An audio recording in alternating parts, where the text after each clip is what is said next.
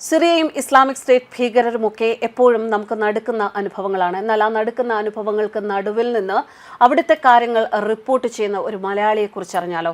സിറിയയിൽ Islamic state ഭീകരരെ പാർപ്പിച്ചിരിക്കുന്ന ജയിലിൽ നിന്നുള്ള വിശേഷങ്ങൾ പങ്കുവച്ചിരിക്കുകയാണ് മലയാളി മാധ്യമ പ്രവർത്തക അഞ്ജന ശങ്കർ.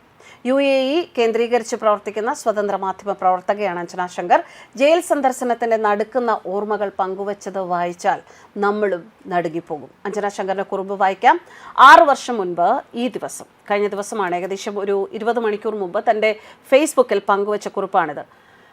ഈ ദിവസം സിറിയയുടെ വടക്ക് കിഴക്കൻ ഭാഗത്ത് കുർദിഷ് നിയന്ത്രണത്തിലുള്ള ഒരു ജയിലിൽ നിന്നാണ് ഞാൻ റിപ്പോർട്ട് ചെയ്തത്. ഇവിടെ ആയിരക്കണക്കിന് ISIS ഭീകരന്മാരെ പാർപ്പിച്ചിരിക്കുന്നു. 2019 മുതൽ അവർ ഇതേ ജയിലുകളിലാണ്. ISISൽ ചേരാൻ വേണ്ടി ലോകത്തിന്റെ പല ഭാഗത്തു നിന്നും വന്ന ആളുകളുണ്ട്. ഇവിടെ ഒരു ചെറിയ മുറിക്കുള്ളിൽ തന്നെ 100 കണക്കിന് ആളുകൾ ചാള അടുക്കി വെച്ചിരിക്കുന്നത് പോലെ. വായു സഞ്ചാരമില്ല, ഭക്ഷണം തള്ളിവെക്കാൻ ഒരു ചെറിയ പാളി മാത്രം. വർഷങ്ങളായി ഇവർ ഇങ്ങനെയാണ് കഴിയുന്നത്. താഴെ ഒരു ഹാളിൽ അസുഖക്കാരായ തീവ്രവാദികളെ പാർപ്പിച്ചിട്ടുണ്ട്. കൈയും കാലും മുറിഞ്ഞു പോയവരും ഒക്കെ ഉണ്ട് ആ കൂട്ടത്തിലെന്ന് അഞ്ജന ശങ്കർ കുറിക്കുന്നു. ആർക്കും ഐ കോണ്ടാക്ട് കൊടുക്കാതെ പെട്ടെന്ന് നടന്നു. വീഡിയോ എടുക്കാൻ അനുവാദം കിട്ടി. ഞാൻ അകത്തും പുറത്ത് തോക്കുധാരികളായ 5-6 പട്ടാളക്കാർ എന്തിനും തയ്യാറായി. അവരെല്ലാവരും മുഖം മറച്ചാണ് അവിടെ നിൽക്കുന്നത്. എൻ്റെ കയ്യിൽ ഒരു സ്കാർഫ് പോലും ഇല്ലാത്തതിനാൽ മുഖം മറയ്ക്കാൻ പറ്റിയില്ല.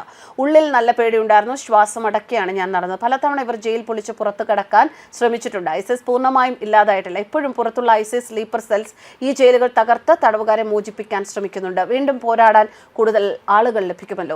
വിദേശ രാജ്യങ്ങളൊന്നും തന്നെ സ്വന്തം സിറ്റിസൺസ് ആയവരെ തിരിച്ചെടുക്കാൻ തയ്യാറല്ല. അതുകൊണ്ട് ഈ തീവ്രവാദികൾ കുർദിഷ് സേനയുടെ ഉത്തരവാദിത്വമായി തുടരുന്നു. എന്നാൽ കുർദിഷ് സേനയ്ക്ക് ഈ ജയിലുകൾ കാവൽ നിൽക്കാൻ പണവും ആളുകളും പോരാ എന്നതാണ് യാഥാർത്ഥ്യം. ഇപ്പോൾ സിറിയയിലെ സ്ഥിതിഗതികൾ മാറുകയാണ്. സിറിയൻ നാഷണൽ ആർമി ഈ ജയിലുകളുടെ അധികാരം ഏറ്റെടുക്കുമോ എന്ന ചർച്ചകളും നടക്കുന്നുണ്ട് എന്നാണ് അഞ്ജന കുറിച്ചിരിക്കുന്നത്. അൽ ഹസ്ക, വടക്ക് കിഴക്കൻ സിറിയ. ഏറെക്കാലത്തിന് ശേഷം ISIS ഭീകരവാദികൾ വീണ്ടും സംഘടിച്ചു തുടങ്ങിയതായി റിപ്പോർട്ടുകൾ പുറത്തു വരുന്നുണ്ട്. സിറിയയിലെ IS സെല്ലുകൾ പുനഃസംഘടിക്കുകയും ആക്രമണങ്ങൾ വർദ്ധിപ്പിക്കുകയും ചെയ്യുന്നതായി കുർദിഷ് ഭീകരവിരുദ്ധ ഉദ്യോഗസ്ഥരെ ഉദ്ധരിച്ച് BBC ആണ് റിപ്പോർട്ട് ചെയ്തത്.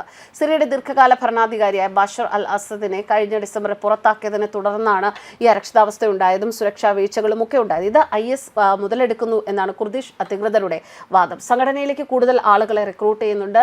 അത് കൂടാതെ ആക്രമണങ്ങൾ വർദ്ധിക്കുന്നതായും ഈ BBC-യുടെ റിപ്പോർട്ടിൽ പറയുന്നു. അസദ് ഭരണകൂടം തകിടം മറിഞ്ഞതിന് പിന്നാലെ ഉണ്ടായ ആ അരക്ഷിതാവസ്ഥയ്ക്കിടയിലാണ് സർക്കാരിന്റെ ആയുധപ്പുരകൾ IS ഭീകരവാദികൾ കൊള്ളയടിച്ചത്. ഇത്തരത്തിൽ ആയുധങ്ങളും അവർ സംഭരിച്ചു. അങ്ങനെ അവരുടെ ശക്തി കൂടി. പിന്നെ ഒളിപ്പോർ ആക്രമണങ്ങൾക്ക് പുറമെ സുരക്ഷാ സേനകളുടെ ചെക്ക് പോസ്റ്റുകൾക്ക് നേരെയും കുഴിബോംബുകൾ സ്ഥാപിച്ചും ആക്രമണത്തിന്റെ രീതി മാറ്റുകയായിരുന്നു ISIS ഭീകരന്മാർ. ISന്റെ ആക്രമണങ്ങൾ 10 ഇരട്ടിയോളം വർദ്ധിച്ചതായിട്ടാണ് കുർദിഷ് മേഖല നിയന്ത്രിക്കുന്ന സിറിയൻ ഡെമോക്രാറ്റിക് ഫോഴ്സിന്റെ നട്ടലായ പീപ്പിൾസ് പ്രൊട്ടക്ഷൻ യൂണിറ്റ്സ് വക്താവ് പറയുന്നത്. കഴിഞ്ഞ 10 വർഷമായി ISനോട് പോരാടുന്ന കുർദിഷ് പോരാളികളുടെ സംഘമാണ് ഈ സംഘടന YPG. ഒരു വർഷത്തിനിടെ ISമായുള്ള പോരാട്ടത്തിൽ 30 YPG പോരാളികൾ കൊല്ലപ്പെട്ടു. 95 IS ഭീകരവാദികളെ ഇവർ പിടികൂടിയിട്ടുമുണ്ട്. IS ബന്ധം സംശയിക്കുന്നവരെ കൊണ്ട് കുർദിഷ് മേഖലയിലെ ജയിലുകൾ നിറഞ്ഞു തുടങ്ങി എന്നാണ് മറ്റൊരു റിപ്പോർട്ട് പറയുന്നത്. വടക്ക് കിഴക്കൻ സിറിയയിലെ ജയിലുകളിൽ UK, റഷ്യ, ഓസ്ട്രേലിയ, US ഉൾപ്പെടെ 48 രാജ്യങ്ങളിൽ നിന്നുള്ള ഏകദേശം 8000 പേരെയാണ് വർഷങ്ങളായി തടവിലാക്കിയിരിക്കുന്നത്. ഇവരെ വിചാരണ ചെയ്തിട്ടില്ല, ശിക്ഷിച്ചിട്ടില്ല. അവർക്ക് പുറമേ ഏകദേശം 34,000-ന് മീതെ IS കുടുംബാംഗങ്ങളെയും കുർദുകൾ തടവിലാക്കിയിട്ടുണ്ട് എന്നതാണ് മറ്റൊരു വിവരം. സിറിയൻ മരുഭൂമിയുടെ അരികിലുള്ള റോജ്, അൽഹോൾ തുടങ്ങിയ ക്യാമ്പുകളിലാണ് ഇവരെ തടവിൽ പാർപ്പിച്ചിരിക്കുന്നത്. SDF ക്യാമ്പിന് പുറത്തും പരിസരത്തും നിരന്തരം പെട്രോളിംഗ് നടത്തുന്നുണ്ട്. ഈ ക്യാമ്പുകളിൽ താമസിക്കുന്ന 75% ആളുകളും ഇപ്പോഴും ISന്റെ പ്രത്യയശാസ്ത്രത്തിൽ ഉറച്ചു നിൽക്കുന്നവരാണ് എന്നാണ് മറ്റൊരു റിപ്പോർട്ട് സൂചിപ്പിക്കുന്നത്. News desk, കർമ്മൻസ്.